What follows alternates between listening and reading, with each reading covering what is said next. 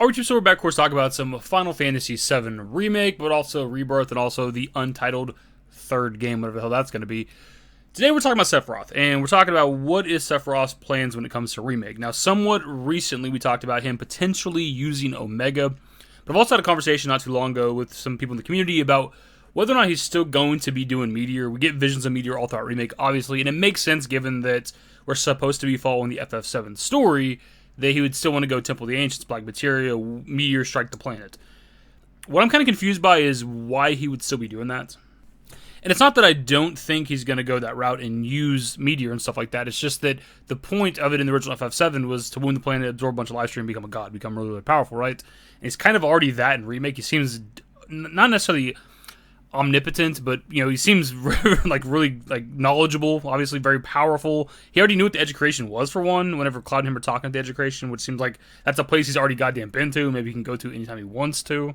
You also have stuff like the title of the first game, Final Fantasy VII Remake, is actually about the FF7 story being remade by somebody, potentially Sephiroth, so he might have that kind of power. Also, when we defeat the Whisper Harbinger at the end of the game, he absorbs all that, so it becomes even more powerful than what he seems to have been throughout the FF7 Remake story. So who really knows how powerful he is now after the ending of FF7 Remake, so going forward he's going to be even stronger than what we thought he was initially. And then you also have the fact that since he seems to have the knowledge of the compilation, right? He knows past, present, future, whatever the case, he knows what's supposed to happen in FF7. If he would go the route he did in the original FF7, then he's going to die, right? We know that. If he kills Aerith, if he tries to summon Meteor, Holy, Livestream, all that stuff, he's going to end up being beat by our group at the end of the game, so why would he follow that same trajectory? Even though the devs say that we're going to do the FF7 story again, why would he do that if he knows it leads to his death? That just doesn't make sense, right? So there's got to be some differences. Now, that being said, he could try to follow the trajectory of FF7 original, but maybe do things a little bit differently. Like we've talked about so many times for the last couple years, that maybe Aerith doesn't die at the Forgotten Capital, Forgotten City.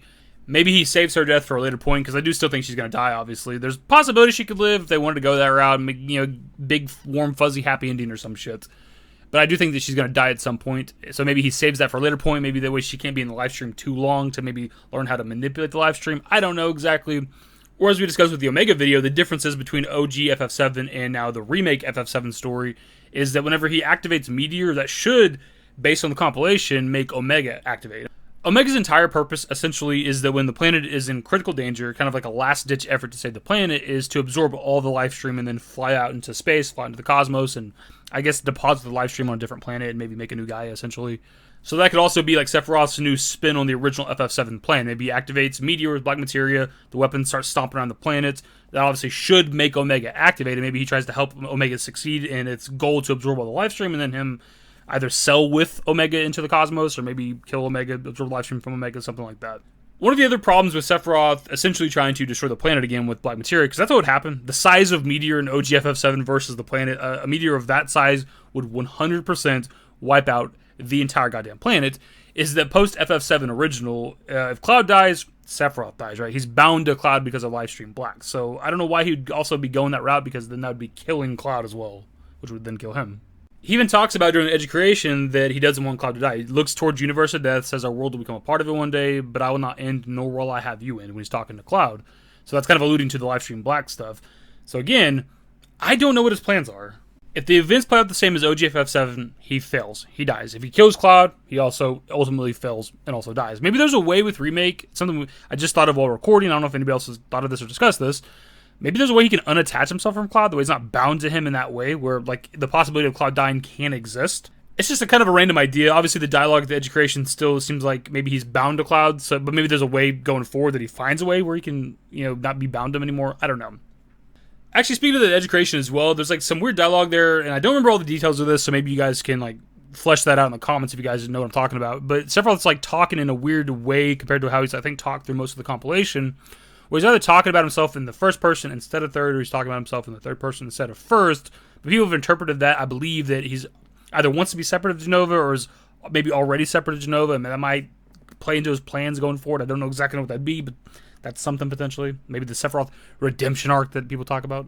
And with that recent trailer that we got for FF7 Rebirth, they actually say, what is Sephiroth's endgame? And I feel like that's an interesting question, because I'm not entirely sure who that's meant for, because the Remake project itself is meant for new and old players, right? But if you're somebody that's played the original FF7, you already know what Sephiroth's endgame is based on that game. So I don't know if this trailer is just maybe meant for newer players that don't know what's supposed to happen in the FF7 story, or if it's a what is Sephiroth's endgame that's kind of geared towards the newer players, because maybe they're going to change some shit. If I had to give it a guess for now, it'd be pretty much repeating the Omega video we did a month or two ago, whatever it was, because I think that that's going to play into the endgame of the overall remake project. It might not necessarily be Sephiroth's plans, but anytime that the planet's going to be like truly threatened, where it might be destroyed by meteor or whatever the case, or the kaiju stomping around, like, Omega's got to activate it. Like, why wouldn't he activate it? Why wouldn't? That's the whole point. You can't ignore that it's there. You've already used some of the lore and shit from Dare to Cerberus. You can't ignore the goddamn super weapon that the planet has. The last-ditch self-destruct button that saves the planet, essentially. Or supposed to save the planet. And given the knowledge that Sephiroth has with the remake project, he should know of Omega's existence, and maybe his plan is to use it, as we talked about earlier in the video. And there's already been this, like, tricking or manipulation factor when it comes to Omega, even with Dare to Cerberus, because the Spheats tricked the planet into activating Omega prematurely. So we've already kind of seen that be a thing where somebody technically uses Omega. Maybe that's Sephiroth's plan.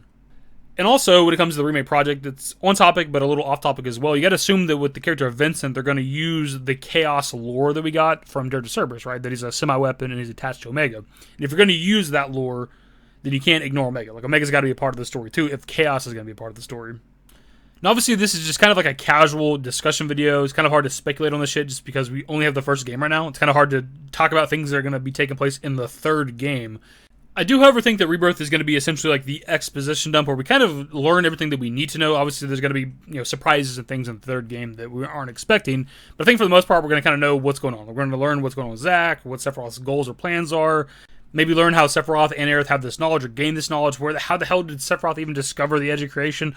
All that shit. Like, I feel like we're going to learn so much in the next game. I can't wait. So, sort of like a TLDR here at the end of the video. It's not that I don't think Sephiroth's going to use Black Materia or Meteor when it comes to the remake project. I just don't know why. Other than just absorbing some live stream and becoming even more powerful, which I guess maybe, but that's like very standard, typical bad guy like motivations. And I hope that Sephiroth has a bigger plan than that. So, of course, passing off to you guys, we're talking about, third game shit right here. We're talking about the end of the remake project. What are Sephiroth's plans? Like, Square Enix is the ones that brought it up anyways. Like, they threw that in the trailer, right? What is Sephiroth's end game? So, what are your thoughts? What do you think Sephiroth is ultimately trying to achieve when it comes to the remake project? Either way, dudes, that is the video, of course. Hopefully you enjoyed. If you did, give a thumbs up. Subscribe to the channel if you guys aren't interested in more Final Fantasy VII Remake, Rebirth, and whatever that untitled third game is going to be content. Turn on notifications. Follow me to dashingdavidbusiness. I'm a Discord link to start in the description. Into the outro. Later, guys. But I will not end. Used to care what people thought, but now I care more, and nobody out here's got it figured out. So therefore, I've lost all hope of a happy ending, depending on whether or not it's worth it. So insecure, no one's perfect. We spend it with no shame. We blow that like Coltrane. We in here like Rogaine, or leave it like Cobain.